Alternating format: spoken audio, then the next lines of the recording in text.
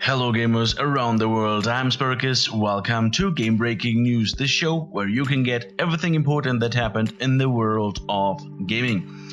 So this is yet another special episode where we will take a closer look at the individual press conferences during E3 2017. This time it's Bethesda, and what can I say, we are now 3 press conferences in, and there is a worrying, if maybe I should say boring trend. Don't get me wrong, we still get to see some great games that are coming along, but it feels like we are stagnating in gaming at the moment. Okay, so Bethesda announced back in 2015 at the first press conference that they won't make a press conference every year unless there is a need for one and that there is plenty to show. Well, it looks like they forgot all about that and they just make a full-scale presentation for 2 new game announcements, and they barely show real gameplay at all. The rest was mostly filler because a 12-minute presentation for 2 new games, well, that isn't a real or full press conference. So Bethesda starts off showing the children of some Bethesda devs, to appear human and that they're just as cute like you and me and just normal guys and so on, and that they also have the bestest job in the world, and disintegrating futuristic Nazis is really fun. And oh wait, they didn't really say that, but it was applied by the end of the show.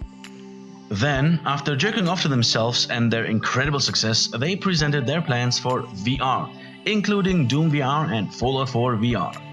And honestly, Doom VR, except for the teleportation method, the whole gunplay and gameplay seemed much better and immersive compared to Fallout 4 VR. I guess moving by teleportation is a precaution to not get motion sickness because it's a very, very fast-paced game. Luckily, that is not the case in Fallout 4 VR. It looks really fun, and thankfully there is no teleportation there. It would be really weird to walk across the map like that anyways.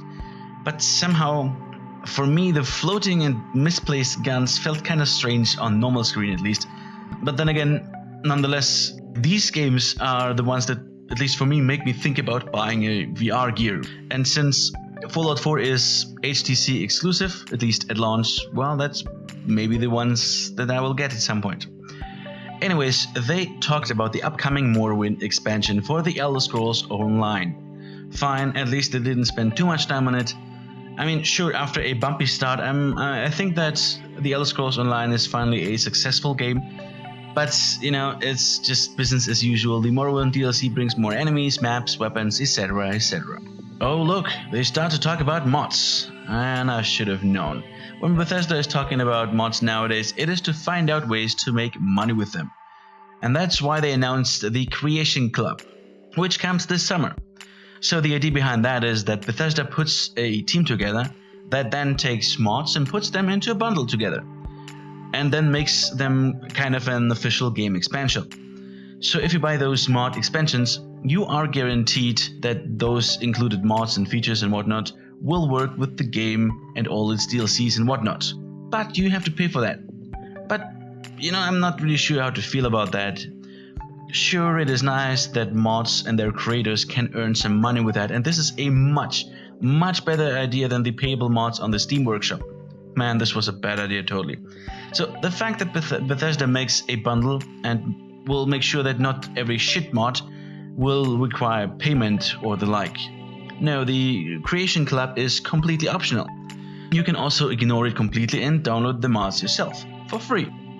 And for me this has something similar like the boosts that you can buy in mobile games and in recent competitive games like in Battlefields, to level up faster, This helps to add a lot of mods quickly to your game, and then they work. Everyone that uses mods knows the hassle that comes with them, especially if you're running a couple of 100 mods. And not everyone has the time to do that.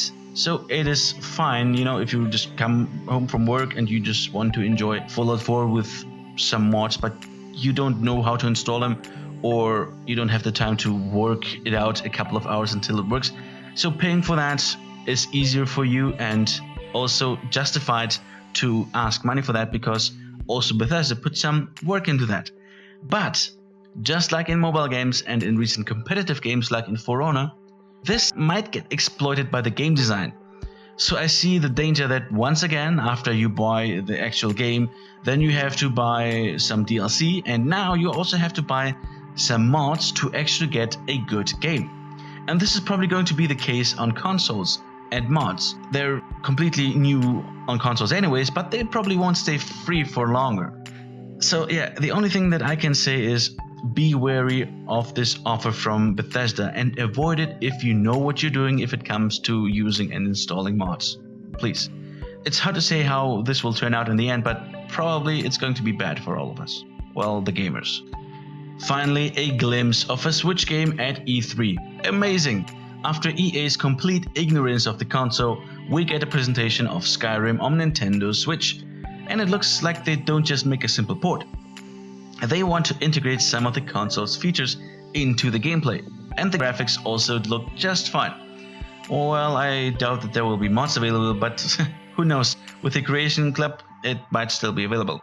Oh, and if you thought it's about time to finally show a new game, well, think again, because we get an announcement for a new DLC for Dishonored 2 called The Death of the Stranger. It's just a CGI trailer, so there's no gameplay, but, well, then again, what should change in that regard anyways, right? And then they started talking about Quake Champions. Oh yeah, great. Esports, fine, sure. They even offer a $1 million prize money in the upcoming World Championships this summer. And I'm totally fine with the fact that they put this in their press conference, but it just took so long. And although this was a fairly short press conference, it still managed to stress my patience. We had no single new game so far. It was all just expansions and extras or recycled games. Nothing else. So after more than half of the press conference, we finally get a new game announcement, The Evil Within 2. Already rumored to be in development, it is now official. Sadly, the bits and pieces of gameplay in the presentation did not really give much of an insight, and the CGI trailer was also not really telling that much, except that the game is probably going to be full of what the fuck is going on moments. At least that is what I was thinking all the time watching this trailer. But then again, that's it. That's all I can say about this. And this was a complete new game announcement. What the hell, Bethesda? Followed by the next and final announcement of the show, Wolfenstein 2.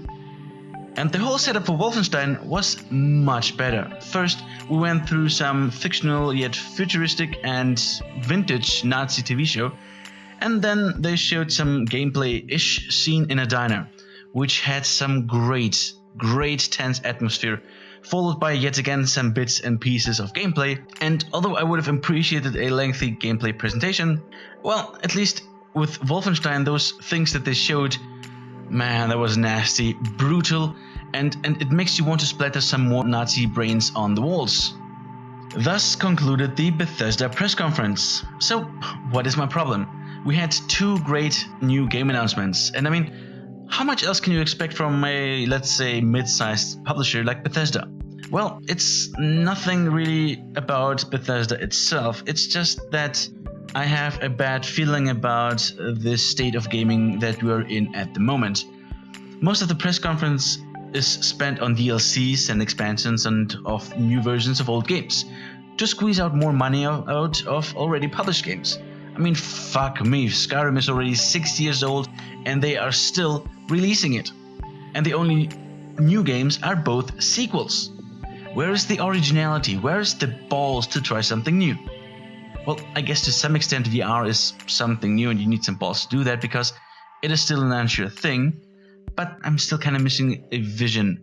Okay, I think I need to take a break here and look at the following press conferences as well, because as I said, I don't think this is Bethesda's fault. It's just an issue of the business as a whole at the moment. And man, I have a bad feeling about this, but alright, that's it for today. Thank you very much for watching. Feel free to put your thoughts on Bethesda's show in the comment section down below. Please press the like button and subscribe for more videos, and I will see you on my other E3 videos. See you there.